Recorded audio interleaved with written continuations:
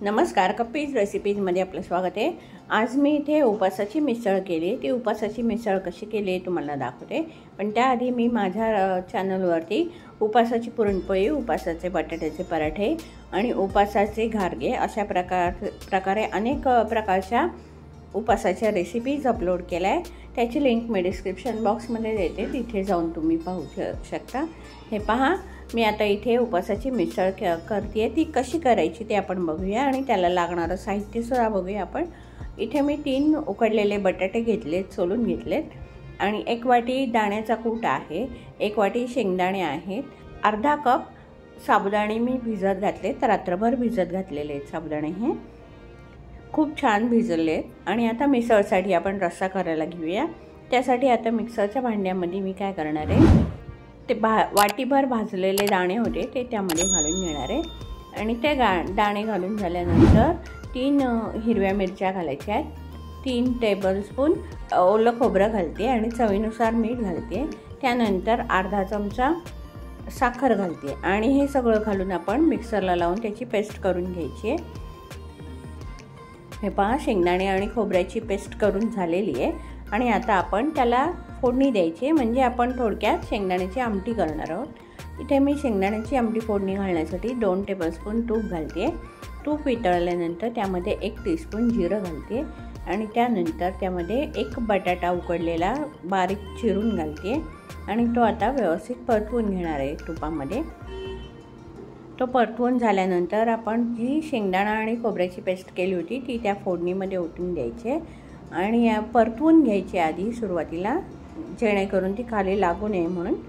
आणि आता ती परतवून झाल्यानंतर त्यामध्ये पाणी घालूया। आपण मिक्सरच्या भांड्याला भरपूर मसाला लागलेला असतो, त्यामध्ये पाणी घालून आपण ते पाणी त्या आमटीमध्ये घालूया, शेंगदाण्याच्या आमटीमध्ये। त्यानंतर तुम्हाला ज्या प्रमाणात आमटी जाड पातळ हवी असेल त्या प्रमाणात तुम्ही पाणी वाढवू शकता। आणि आता ही आमटी उकळायला ठेवूया। उकळायला ठेवल्यानंतर आपण आधीमध्ये अशी ढवळत जायची आहे, नाहीतर आमटी खाली लागण्याची शक्यता असते।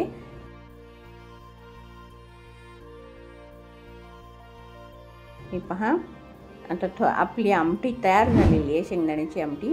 ती आपण बाजूला ठेवायची। त्यानंतर इथे मी साबुदाणे घेतले, साबुदाणे असे व्यवस्थित मोकळे करून घेते मी।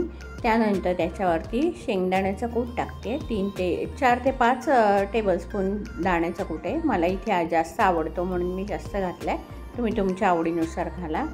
चवीनुसार मीठ घालायचं आहे, अर्धा चमचा साखर घालायची आहे आणि हे सगळं घालून व्यवस्थित मिक्स करून घ्यायचे।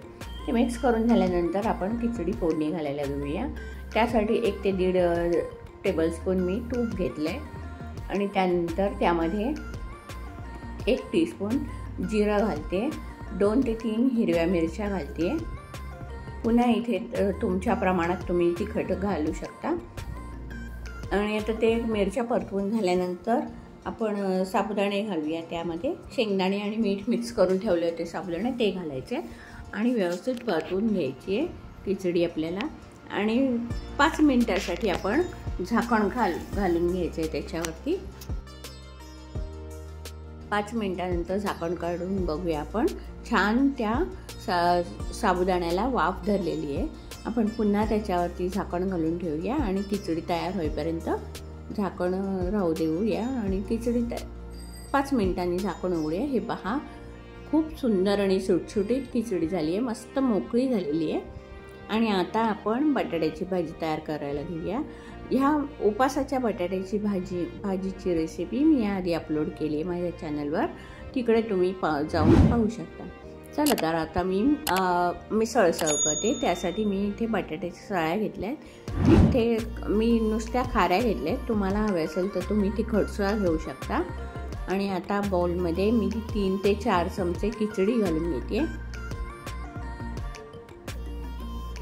आणि खिचडी घालून झाल्यानंतर त्याच्यावरती आपण बटाट्याची भाजी घालायची आहे, 2 ते 3 चमचे। आणि ती बटाट्याची भाजी घालून झाल्यानंतर त्याच्यावरती दाण्याची आमटी आपण घालणार आहोत। इथे मी बटाटा दाण्याच्या आमटीमध्ये घातल्याशिवाय बटाट्याची भाजी आहे त्याच्यामुळे मी खिचडीमध्ये बटाटा घातलेला नाही आहे। आणि तुम्हाला हवं त्या प्रमाणात तुम्ही आमटी घालू शकता। आणि त्याच्यावरती मी ह्या सळ्या घालून घेते।